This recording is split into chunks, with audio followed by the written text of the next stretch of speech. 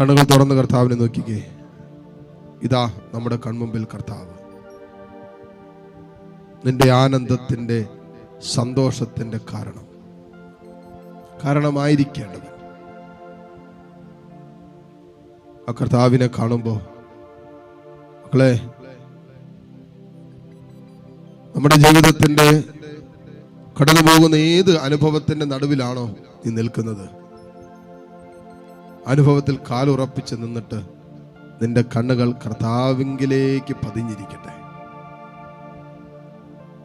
ചിലപ്പോൾ രോഗങ്ങളാകാം നിന്നെ വേട്ടയാടുന്നത്, ജോലിയില്ലാത്ത അവസ്ഥയാകാം, മക്കളില്ലാത്ത അവസ്ഥയാകാം, വരുമാന മാർഗങ്ങൾ അടഞ്ഞുപോയ അവസ്ഥയാകാം, വാഹനം നടക്കാത്ത അവസ്ഥയാകാം, പഠന മേഖലയിൽ പരാജയപ്പെട്ടതാകാം, കുടുംബ ബന്ധങ്ങളിലുള്ള അസ്വസ്ഥതകൾ, എന്തുവാകട്ടെ, ആ പ്രശ്നത്തിന്റെ നടുവിൽ തന്നെ ഇങ്ങനെ എഴുന്നേറ്റ് നിന്നിട്ട് കണ്ണു തുറന്ന് കർത്താവിനെ കാണുക.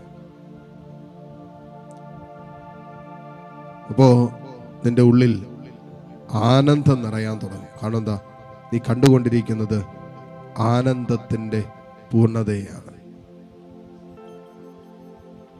നീ അറിയാതെ നിന്റെ ഹൃദയത്തിൽ ഒരു ആനന്ദവും ഒരു സമാധാനവും നിറയാൻ തുടങ്ങും. എന്നിട്ട് ഹൃദയം കൊണ്ട് എല്ലാ മക്കളും വിശ്വസിച്ച്, നിന്റെ കർത്താവ് നിന്റെ വലതുകരം പിടിച്ചിട്ടുണ്ട്. Is holding your right hand. നിന്റെ വലത്ത് കരം കർത്താവ് പിടിച്ചിട്ടുണ്ടെന്ന്. തമ്പുരാൻ പിടിച്ചിട്ടുണ്ടെങ്കിൽ നീ വീഴോ? നീ വീഴാൻ നിന്റെ ദൈവം അനുവദിക്കുമോ? കർത്താവ് നിന്റെ കൈ പിടിച്ചിട്ടുണ്ടെങ്കിൽ നിനക്കൊരു അസ്വസ്ഥത ഉണ്ടാകാൻ തമ്പുരാൻ അനുവദിക്കുമോ? കർത്താവ് നിന്റെ കൈ പിടിച്ചിട്ടുണ്ട്, വചനം പറയുന്ന പോലെ അവൻ വീണേക്കാം, എങ്കിലും അവന്റെ വീഴ്ച മാരകമായിരിക്കില്ല. നമുക്ക് നമ്മുടെ കാൽ തട്ടുന്ന അനുഭവങ്ങൾ ഉണ്ടാകും, മറിഞ്ഞു വീഴാൻ തോന്നുന്ന അനുഭവങ്ങൾ സാഹചര്യം, പക്ഷെ തമ്പുരാൻ നമ്മുടെ ഹോൾഡ് ചെയ്തിട്ടുണ്ട്. അതൊരിക്കലും മാരകമായിരിക്കില്ല. കാരണം ഈ കരം അത് കരുതലിന്റെ കരമാണ്, ഇത് സ്നേഹത്തിന്റെ കരമാണ്, ഇത് കാരുണ്യത്തിന്റെ കരമാണ്, ഇത് സൗഖ്യത്തിന്റെ കരമാണ്, ഇത് വിടുതലിന്റെ കരമാണ്, ഇത് ആത്മരക്ഷയുടെ കരമാണ്. ആ കരത്തിന്റെ ആ മുറിവിൽ നിന്ന് ഒഴുകുന്ന രക്തം നമ്മൾ വീണ്ടെടുത്ത രക്തമാണ്.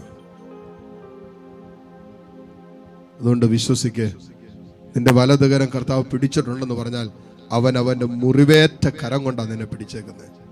മുറിവേറ്റ കരം കൊണ്ടാണ് പിടിച്ചിരിക്കുന്നത്.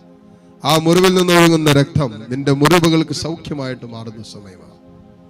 നിന്റെ ഇന്നലകളുടെ ഓർമ്മകൾക്ക് സൗഖ്യം നൽകുന്ന സമയമാണ്. നിന്റെ ജീവിതത്തിൽ ഈ ജീവിതം സമ്മാനിച്ച സംഭവങ്ങളും ജീവിതം സമ്മാനിച്ച ഭാരവും എല്ലാം കർത്താവ് സുഖപ്പെടുത്തുന്ന സമയമാണ്. അവൻ നിന്റെ വലതുകരം പിടിച്ചിട്ടുണ്ടെന്ന് നീ തിരിച്ചറിയുന്ന സമയം. തമ്പുരാൻ എന്റെ കരം പിടിച്ചിട്ടുണ്ട്. I believe that. ഞാൻ വിശ്വസിക്കുന്നു. Is holding my hand. തമ്പുരാനാണ് എന്റെ കരം പിടിച്ചിരിക്കുന്നത്. മനുഷ്യരാരുമല്ല എന്റെ കരം പിടിച്ചിരിക്കുന്നത്. കാരണം മനുഷ്യർക്കും വീണ് പോകാം. വീണു പോകുന്നവന്റെ കരമല്ലല്ലോ നമ്മൾ പിടിക്കേണ്ടത്. ഒരിക്കലും വീണു പോകാത്തവന്റെ കരമല്ലേ നമ്മൾ പിടിക്കേണ്ടത്. മനുഷ്യന്റെ മുറിവുകൾ ഏൽക്കാം, അവന്റെ കൈ പിടിച്ചാൽ നമുക്ക് മുറിവുകൾ ഉണ്ടാവുകയുള്ളൂ. പക്ഷേ നമുക്ക് വേണ്ടി മുറിവിൽ നിന്നും സൗഖ്യം നൽകിയ കർത്താവിന്റെ കരം പിടിച്ചാൽ നിന്റെ മുറിവുകൾക്ക് അത് സൗഖ്യമായിട്ട് മാറും. നീ വിശ്വസിക്കുക. ആ കരമല്ലേ നമ്മൾ പിടിക്കണ്ടേ. ഇതാ നിനക്ക് വേണ്ടി ഹൃദയം തുറന്ന കർത്താവ്, ഹൃദയം കുത്തി തുറക്കാൻ അനുവദിച്ച കർത്താവ്. നിന്റെ ഹൃദയം പിളരുന്ന അനുഭവങ്ങളിൽ തമ്പുരാന്റെ ഹൃദയത്തോട് നിന്റെ ജീവിതത്തെ ചേർത്ത് വെക്കുമ്പോ ആ തിരുഹൃദയത്തിൽ നൊഴുകിയിറങ്ങിയ തിരുജലത്താലും തിരുരക്തത്താലും കർത്താവ് നിനക്ക് സൗഖ്യം തരും. അവന്റെ മുറിവിനാൽ നിനക്ക് സൗഖ്യമുണ്ട്. അവന്റെ ക്ഷതങ്ങളാൽ മോനെ നീ സൗഖ്യം പ്രാപിച്ചതാണ്. മുട്ടുകുത്താൻ സാധിക്കുന്ന എല്ലാ മക്കളെയും ഈ നിമിഷം മുട്ടുകുത്തുന്നു. ദിവ്യകാരുണ്യ ഈശോ നമ്മളെ ആശീർവദിക്കാൻ ഒരുങ്ങുന്ന നിമിഷമാണ്. നിങ്ങളുടെ എല്ലാ വ്യക്തിപരമായ പ്രാർത്ഥനകളും നിയോഗങ്ങളും ഈശോയുടെ സാന്നിധ്യത്തിലേക്ക് ഉയർത്താം. നിങ്ങളുടെ സങ്കടങ്ങളെ, വേദനകളെല്ലാം സമർപ്പിക്കാം.